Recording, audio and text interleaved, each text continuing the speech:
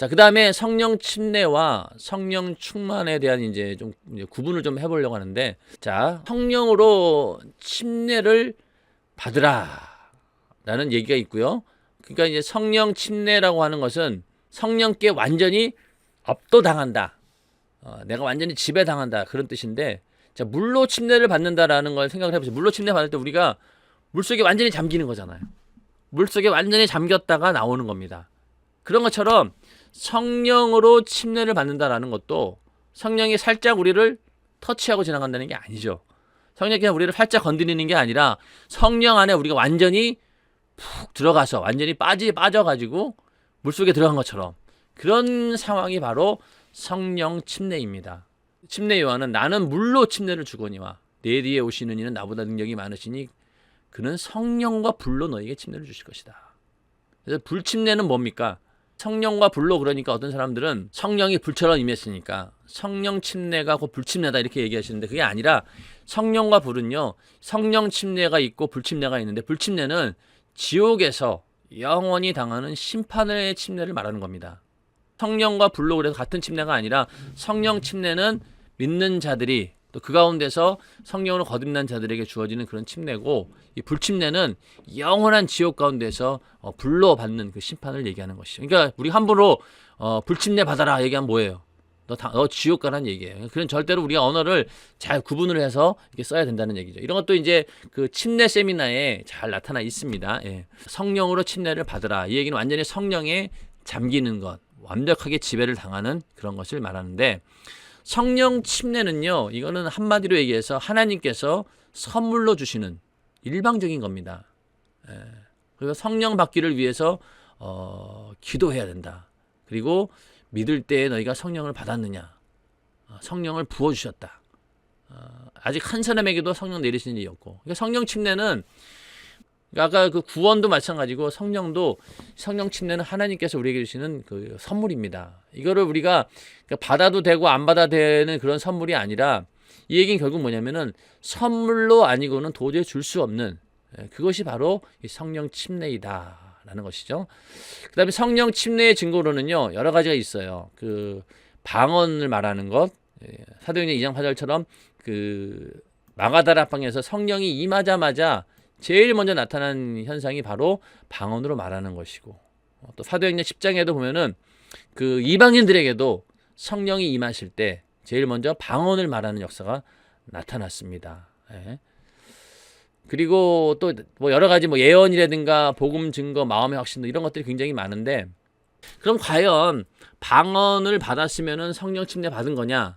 방언을 받았다라고 하면은 성령 침례를 받은 것이다라고 말해도 괜찮습니다. 왜? 성경이 말하고 있으니까. 그러면은 방언 안 받은 사람은 성령 침례를 안 받은 거냐? 또 그렇다고 해서 아니라고 얘기할 수는 없는 거예요. 왜냐하면 다양한 성령의 역사가 있기 때문에 뭐 다른 쪽으로도 하나님께서 쓸 수 있기 때문에. 그러나 가장 보편적인 현상이 바로 뭐냐? 방언을 말하는 것입니다. 내가 성령 침례 받았는지 이게 좀 긴가민가 하시다라고 하면은요, 어떻게든 방언 은사를 받으려고 하세요. 방언 은사 받고 나면요, 거기에 대한 의문이 없습니다. 이제는 왜? 침례 받는 순간 방언으로 말하기를 시작하니라 했으니까. 성령 침례를 받았다는 증거는 바로 방언 말하는 거니까요. 그래서 방언을 받는 것이 그렇게 해서 중요한 겁니다. 자, 성령 침례를 받으려면 어떻게 해야 되느냐? 먼저는 죄를 회개해야 됩니다. 회개하고 각각 예수의 이름으로 침례를 받고, 그리고 죄 사함을 얻으라. 그리하면 성령을 선물로 받으리니. 이거는 뭐 회개해야 된다는 거. 그래서 우리가 막 그 기도원에 가서도 방언 받게 하려고 제일 먼저 하는 게 뭐예요? 회개시키잖아요. 회개해라. 그럼 회개를 시키다 보면은 그 회개를 하나님께서 받으시고, 그리고 막 이게 이제 말을 빨리 하고 그러다 보면은 방언을 받게 되는 거, 우리가 직접 눈으로 보게 되는데, 결국 중요한 건 뭐냐? 회개해야 된다는 거. 회개해야지 내 심령이 예수의 피로 거룩해지고, 그 거룩함을 인정받아야지만이 거룩한 성령이 우리 안에 오시는 겁니다.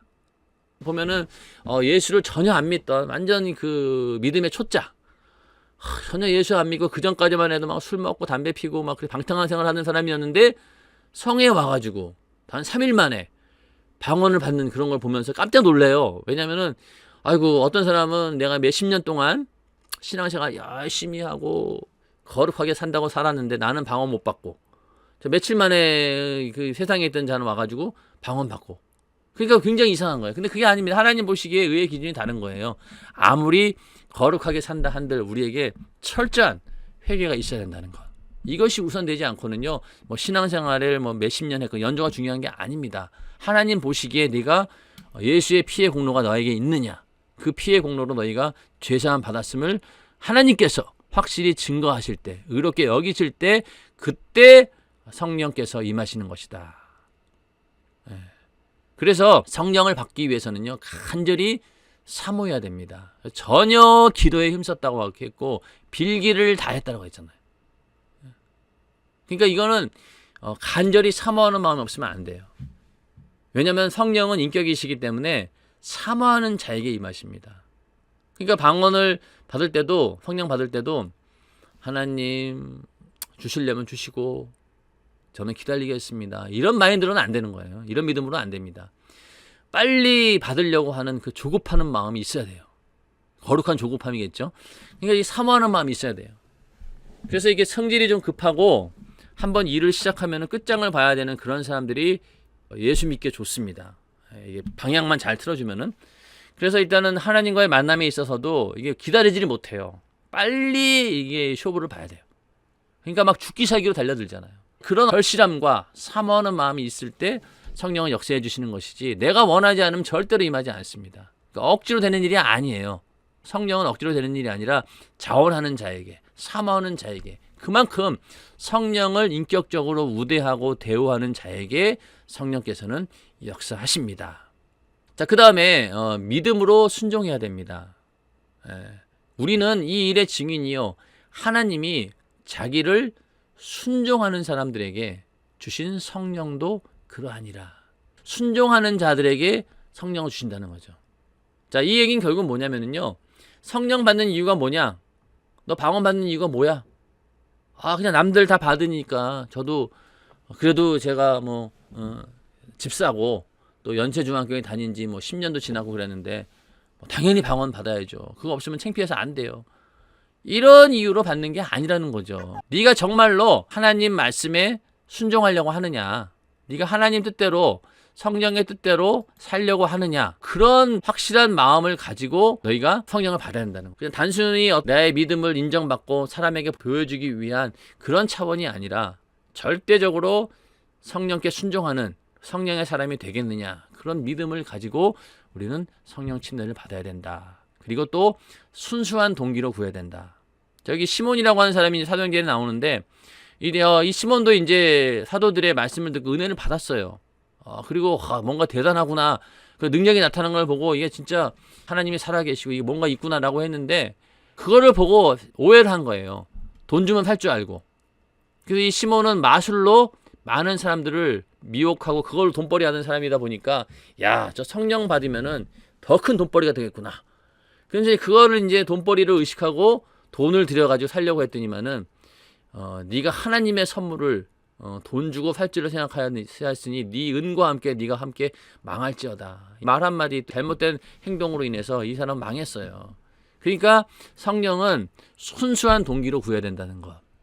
그래서 하나님 말씀에 순종하고 내가 하나님 뜻대로 살겠습니다, 성령이 쓰시는 사람으로 살겠습니다 라는 그러한 동기를 가진 사람들에게 성령이 주시는 것이지, 나를 이렇게 좀 내세우기 위해서, 내가 인정받기 위해서, 그런 동기라고 하면은 하나님께서도 이런 성령을 보내지 않는다는 겁니다. 순수한 동기로 구해야 한다.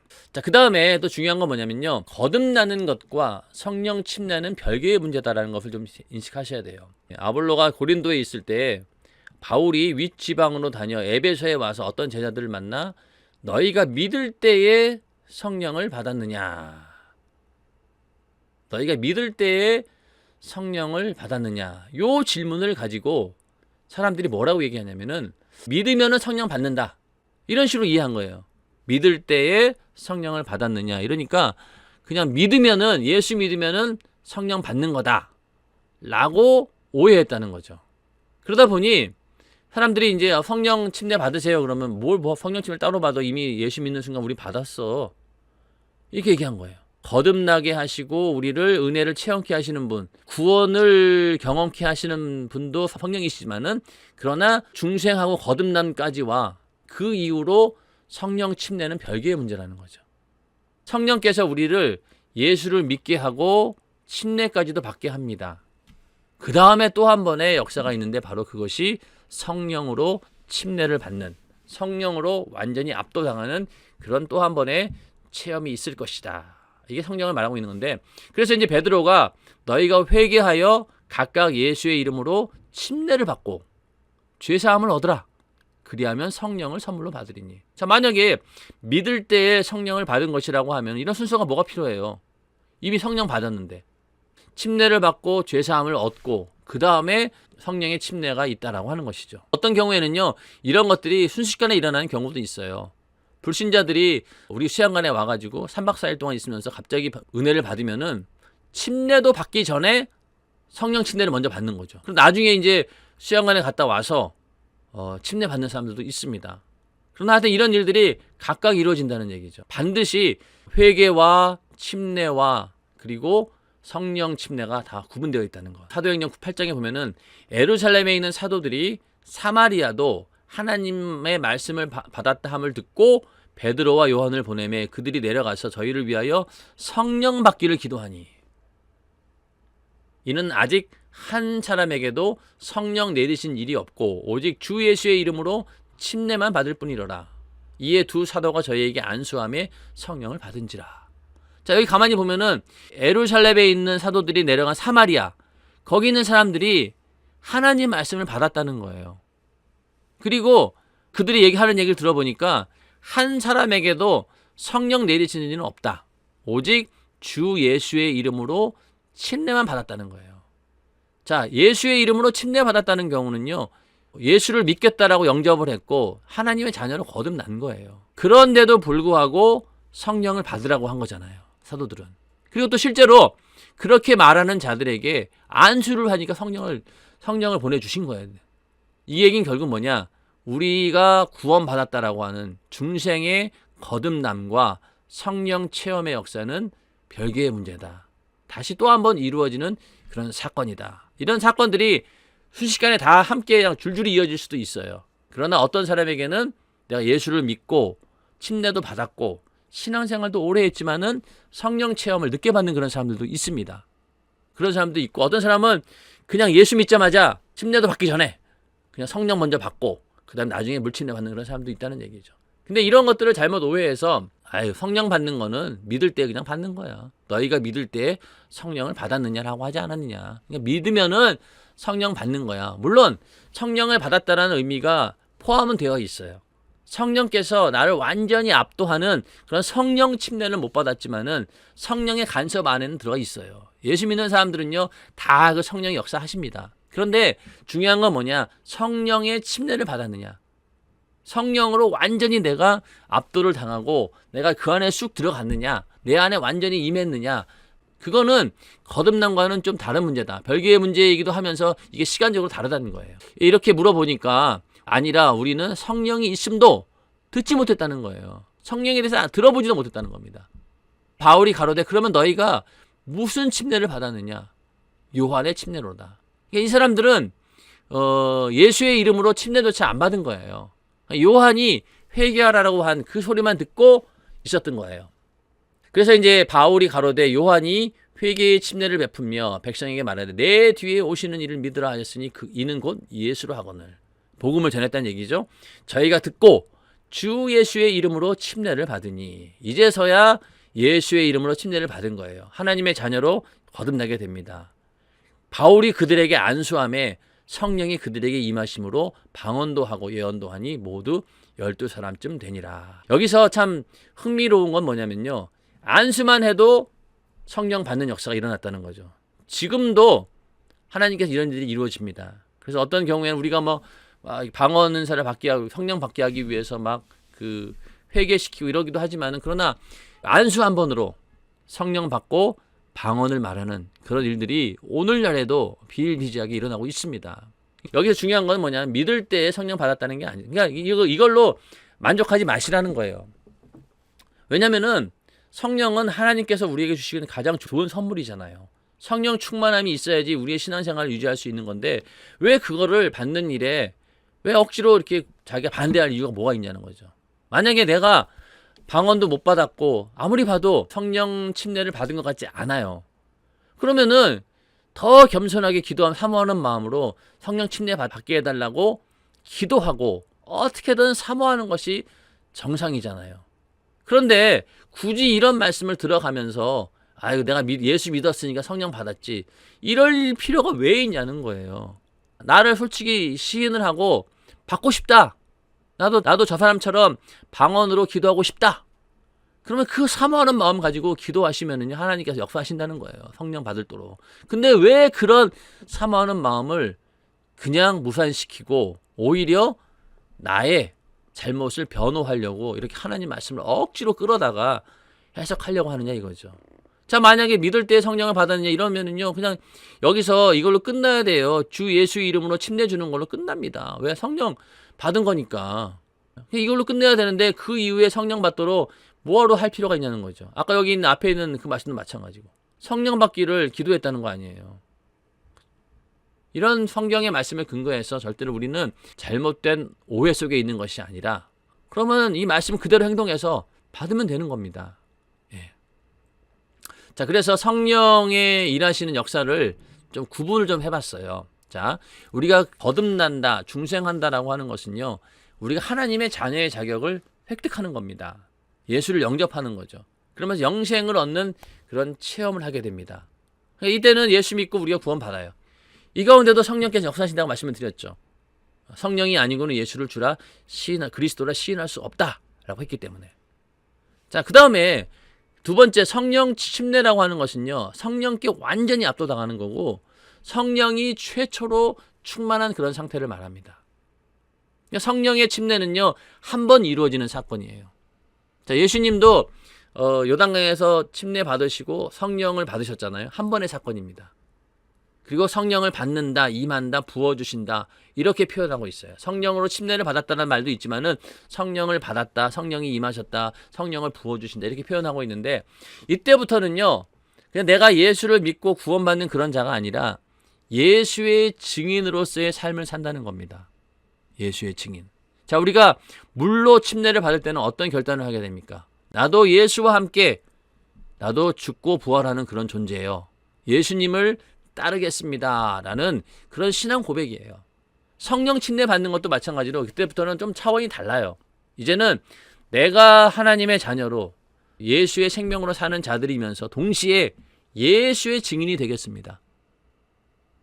성령과 함께 예수의 증인 되겠습니다 라는 그런 고백이 성령 침례로 나타나는 겁니다. 그걸 또 확증해 주는 게 바로 성령 침례인 거죠. 이때부터는 예수의 증인의 삶을 살아간다는 거죠. 거듭난 사람들은요, 내가 구원받고 영생을 얻었어 나는 거기까지는 있지만 그 다음에 철저하게 예수의 증인된 삶을 살려고 해도 잘 안 돼요. 그래서 성령의 침례를 받으라는 겁니다. 그러니까 성령의 침례를 받다 보니까 내 안에서 예수에 대한 생각이 막 불어듯이 나타나고 그냥 드러나고 그러니 막 예수가 막 나타나는 거예요. 그냥 전도할 수밖에 없는 거죠. 그때부터 예수의 증인이 된다는 겁니다. 자, 그 다음에 이러한 성령 침례는 성령이 최초로 충만했던 순간이에요. 이 성령 충만함을 계속해서 유지하는 게 바로 성령 충만입니다. 자, 성령 침례를 받았다라고 하는 것은요, 성령이 충만하다라고 하는 최초의 증거인 거예요. 그 순간. 하나님께서 최초로 네가 성령이 충만했다라는 그 순간이 성령으로 침례를 받는 그 순간입니다. 그러면은 그 이후로 성령 침례를 받은 이후로 그 상태를 계속해서 유지해 가는 것이 바로 뭐냐? 성령 충만입니다. 이해가 되시죠? 여러분들 기도 제목이 뭡니까? 라고 물어보면은 가족 구원, 두 번째 성령 충만. 이것만 기록하면 다 들어가요.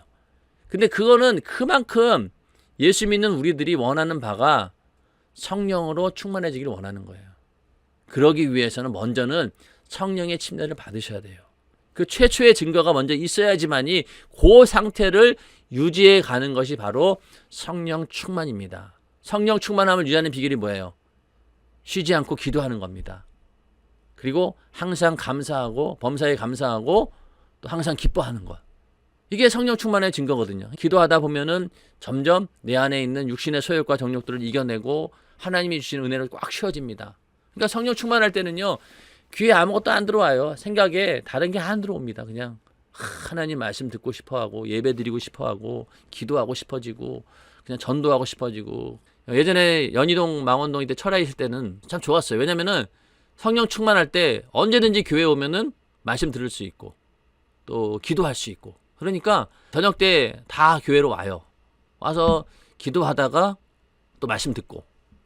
그게 뭐 억지로 하라고 한 게 아니었어요. 뭐 오늘은 뭐 철야에 꼭 모여야 됩니다라고 막 뭐 기관장들이 막 전화 돌리고 막 이게 뭐 전화해가지고 막 억지로 막 자리에 앉혀가지고 있는 거 그거 아니에요. 그때는요 다 자발적으로 나와서 그냥 거기 앉아서 은혜 받은 겁니다. 왜? 성령 침례를 체험했기 때문에 그거를 유지하고 싶은 마음에 그냥 자발적으로 와서 말씀 듣는 거예요. 그렇게 신앙생활을 하게 되는 겁니다. 그렇게 유지되는 게 바로 성령 충만함이죠. 그러므로 이 성령의 역사는 우리 인간의 구원의 모든 여정 가운데 함께 하시는 분입니다. 우리를 예수 믿도록 하시는 분도 성령이시고 또 하나님의 자녀로 거듭나게 하시는 분도 성령이시고 또 성령으로 완전히 침례를 주셔서 우리가 성령으로 거듭나면서 예수의 증인이 되게 하시는 것도 성령이시고 그 이후로 우리의 모든 삶을 주관하시면서 우리를 거룩하게 성결케 하시는 분도 바로 성령이시다. 그러니까 우리의 모든 여정 가운데 성령을 빼놓고는 얘기가 안 되는 겁니다. 예수님의 생애도 성령을 빼놓고는 얘기 안 되는 것처럼 우리의 생애도 성령을 빼놓고는 절대로 얘기할 수 없다는 것. 우리의 구원은 이미 구원을 받았어요. 과거. 그러니까 속죄함 거듭남, 그러니까 칭의라고 하죠. 내가 예수의 피의 공로를 의지함으로 인해서 나의 모든 죄가 사함받게 되었고 그로 인해서 과거의 모든 죄, 아담으로 지은 그 원죄까지도 싹 다 해결이 되었습니다. 그러면서 동시에 또 그 구원은 우리가 이루어가는 건 뭐냐면은 그리스도를 닮아가는 그런 성화의 삶, 성결의 삶을 말하는 거죠. 그리고 또 곧 구원을 받을 것이다 라고 하는 얘기는 뭐냐? 바로 미래에 이루어질 일인데 그것은 부활이고 영생이고 천국입니다.